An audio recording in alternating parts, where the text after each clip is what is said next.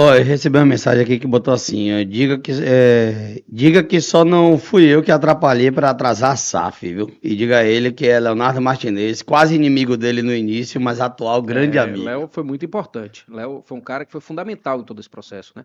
Porque em dois momentos. Primeiro que ele tinha a oportunidade de querer ser o padrasto da SAF, né? Ali, o cara que, né? O Conselho Deliberativo tinha uma força muito grande. Sim. E ele foi um cara sempre a favor da condução do negócio. Ele repetiu no Conselho Deliberativo o que a gente acreditava na diretoria do clube.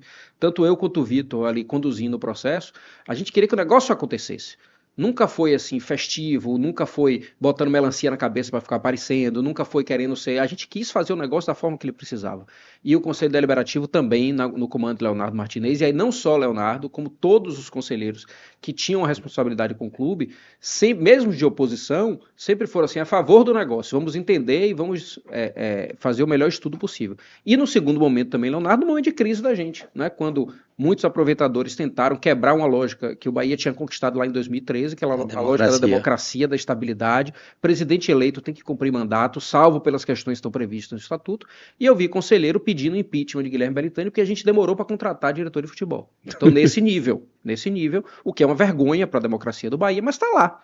Está lá como ata, ou um ofício de um conselheiro pedindo, um grupo de conselheiros pedindo impeachment porque a gente demorou de contratar o diretor de futebol, né? E quando, na verdade, a gente demorou de contratar o diretor de futebol porque o diretor que a gente queria à época, que era Freeland, estava em possibilidade de vir e a gente preferiu esperar um pouco. Na saída do Diego, né? Exatamente. Esperar um pouco o Freeland ter disponibilidade para trazer o diretor certo, que a gente acreditava, que junto com o João Paulo fizeram aí um grande trabalho e nos ajudaram a voltar para a Série A. Então, esses conselheiros que quiseram o impeachment de Guilherme Belintani, porque a gente demorou para contratar o diretor de futebol, provavelmente queriam que a gente trouxesse qualquer diretor de futebol e não o que a gente de fato queria trazer. Como ficou esse momento, Guilherme? Tipo, sem o diretor de futebol? Como era que tomava as decisões para contratações, para montagem da equipe? Foi um momento difícil, assim, mas a gente acreditava que a gente ia conseguir trazer essa dupla Freeland e João Paulo, na verdade, fizeram um bom trabalho, assim, eles se complementavam muito.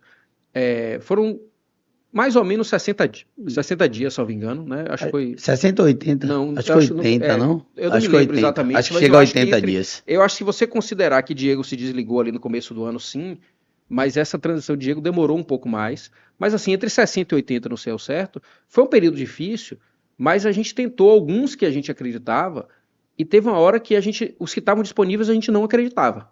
Então a gente preferiu esperar. Porque é o que eu digo sempre, a gente tinha uma oportunidade de montar ou fortalecer o elenco antes do Campeonato Brasileiro, enquanto a gente tivesse a oportunidade do final dos estaduais para fortalecer o elenco com o diretor de futebol correto, a gente resolveu esperar. Né? Então não foi um momento bom, mas no final eu acho que o tempo mostrou que foi a escolha correta, né? Foi a escolha certa, esperar um pouco do que trazer diretor, que de certa forma a gente ia trazer, todo mundo ia ficar ali, parabéns, trouxe diretor de futebol, quando na verdade não era o diretor correto. Então a gente preferiu esperar e trouxemos quem a gente acreditava que ia fazer a diferença. Yuri. A saída de Serri mexeu demais com vocês? Muito. É um cara que você, eu não teria feito, teria segurado um pouco mais? Muito, absurdamente. Tem coisas que, aquela velha pergunta assim, o que você se arrependeu, né? Mandaram mensagem assim. Sugestão. Várias coisas. Eu tenho uma lista enorme de arrependimentos. Eu não sou não me arrependo de nada, porra nenhuma. Eu me arrependo de um monte de coisa.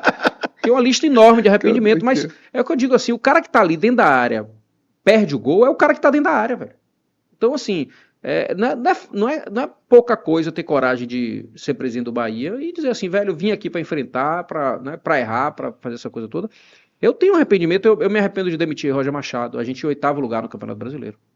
Veja a que ponto nós chegamos de pressão. O Bahia, 8º lugar no Campeonato Brasileiro. Roger Machado, treinador, nós demitimos o Roger. Pressão de torcida, conselheiro? De tudo, de todo mundo. O Roger não tinha mais clima de trabalho no clube. Que ninguém deixava mais. Era a fonte nova toda. Velho, é a lógica do futebol brasileiro. Eu estou aqui culpando a torcida. Não, eu tinha o dever de segurar.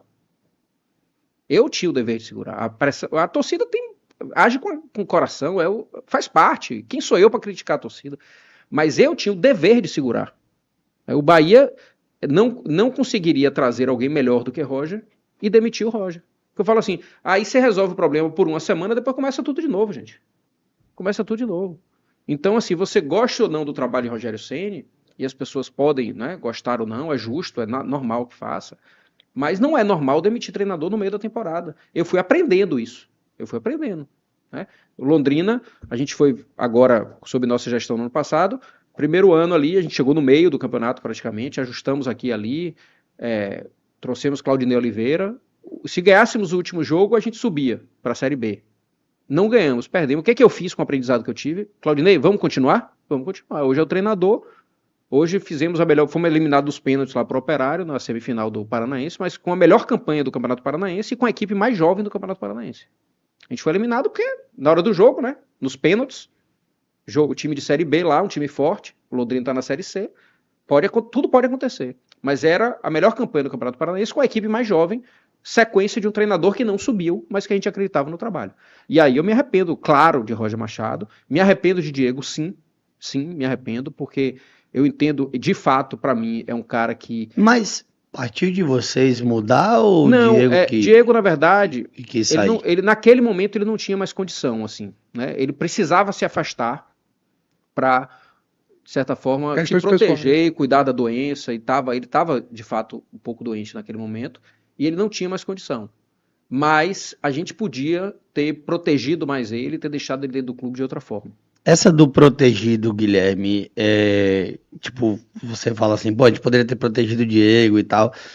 E eu acho que em certo momento tem ali um erro de gestão com relação a um outro profissional, que é o caso de Anderson, goleiro Anderson, né? Tipo, Anderson atravessava também um momento difícil, pessoal e tal. O Bahia também ali naquele momento chegou a errar com o Anderson, tipo, dava pra ter...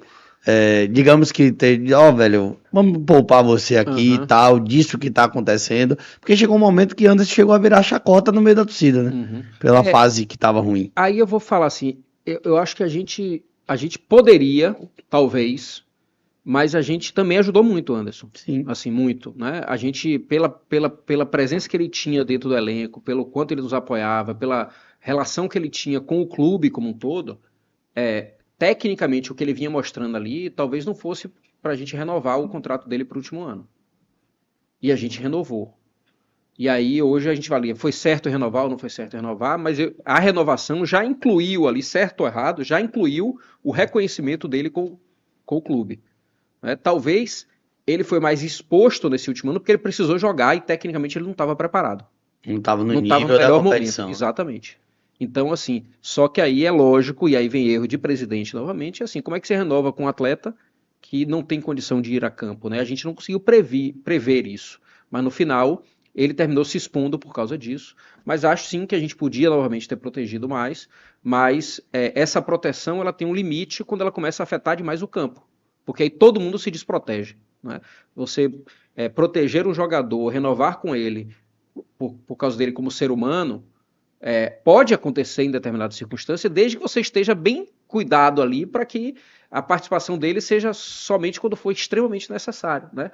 E aí você faz isso em nome dele pela história dele com o clube, por uma série de outras coisas que a gente sabe. Eu digo sempre que o Bahia nunca vai ser só futebol e a gente tem que tratar, uma gestão humanista, mas isso tem um limite, que é você começar a prejudicar o rendimento do time em campo. Só pra gente, numa pergunta que o Iago fez, inclusive tem algumas perguntas pra gente sanar da galera, mas a gente pede... Exato, calma, a gente vai sanar todas na medida do possível, claro, a gente também tem um limite de tempo, não é assim, mas o Iago, sobre isso, você falou de alguns erros agora, e o Iago Maia tinha mandado mensagem lá no Twitter perguntando, você consegue classificar o maior de todos, aquele que você fala, esse foi o pior erro que eu tive na minha gestão?